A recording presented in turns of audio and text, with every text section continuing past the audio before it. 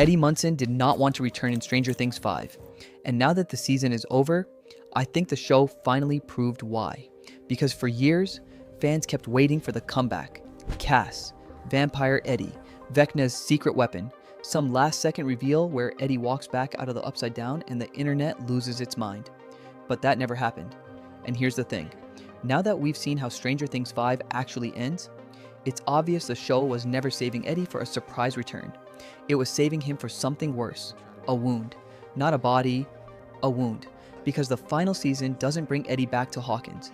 It shows what happens when Hawkins never really lets him go. And once you see that, the whole Eddie theory flips. Because the real point was never, will Eddie come back? It was, what does Eddie's absence do to Dustin? That's the story. And that's why Eddie, as a character, as an arc, as a symbol, did not need a return. He needed to stay gone. Now think back to who Eddie was before the end of season 4. He talked big, he joked big, he performed big, but underneath all that, he was scared that when the moment came, he'd run. That was the pain sitting under Eddie the whole time. Not that he was a coward, that he thought he was one. And then the bats come. The Upside Down is collapsing. Everything is chaos, and for the first time in his life, Eddie stops running. That's his ending. That's the click. That's the one moment that locks his entire character into place. So if Stranger Things 5 had brought him back physically, what would that do? It would shrink that moment. It would turn sacrifice into setup. It would take the cleanest, most painful choice Eddie ever made and turn it into a fake out. And the reason that matters now, in March 2026, is because the final season basically confirms that the Duffers knew exactly what Eddie was for. Not sequel bait, not fan service, impact. You can feel it all over Dustin's arc. That's where this whole thing gets dark. Because Dustin is not just sad in season 5, he's off, he's angry, he's reckless, he's carrying Eddie like unfinished business. And that changes everything, because the strongest proof that Eddie was never meant to return is that the show keeps making him more important after death, not less. That is not how you write a secret comeback.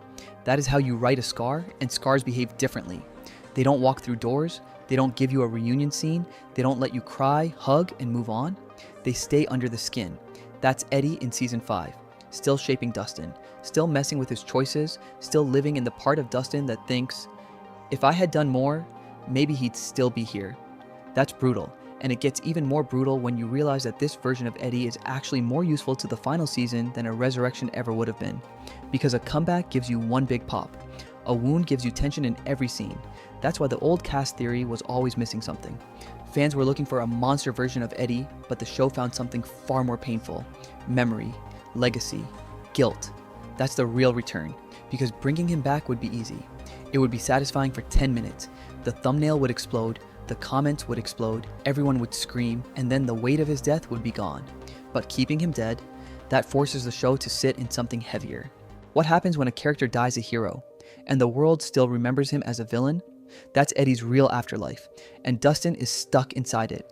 Eddie Munson did not want to return in Stranger Things 5. Not literally like Eddie, the person is turning down a second chance. I mean Eddie the story. The version of Eddie that mattered most, the one who finally stopped running, could not survive a cheap comeback. Because if he returns physically, his sacrifice becomes temporary. If he stays gone, his choice becomes permanent. And permanence is exactly what gives Dustin's pain its power. Now, here's where the whole thing gets even smarter. The final season doesn't just keep Eddie alive in spirit, it actively turns him into part of Dustin's identity. Into the way Dustin sees the world, into the way Dustin pushes back, into the way Dustin treats authority, into the way he carries Hellfire like a flag instead of a club. He changed someone so deeply that even death couldn't stop the effect. Way sadder, but way better. That's why this hits harder now that the season is finished. Because before release, fans could still convince themselves the show was hiding Eddie somewhere. But after watching the full thing, no, the show wasn't hiding Eddie. It was hiding what Eddie meant. Eddie was never the final season's twist, he was the final season's damage. The proof is in the way the show lets Eddie keep changing people while refusing to drag him back out of the grave just for applause. That restraint is the whole point, because Stranger Things 5 understood something a lot of finales get wrong. Not every beloved character should come back. Some characters matter more when the story has the courage to lose them. And Eddie is one of those characters. He got the ending he needed. Not the ending fans wanted in the moment. The ending that preserved him. So, no, Eddie Munson did not want to return in Stranger Things 5, because the version of Eddie worth protecting was the one who finally chose not to run, the one who died a hero, the one who left behind pain that still moves through the people who loved him. And that's why the final season, it brings him back as the wound Dustin never fully closes. Eddie's story doesn't feel unfinished anymore. It feels complete, just complete in the most painful way possible.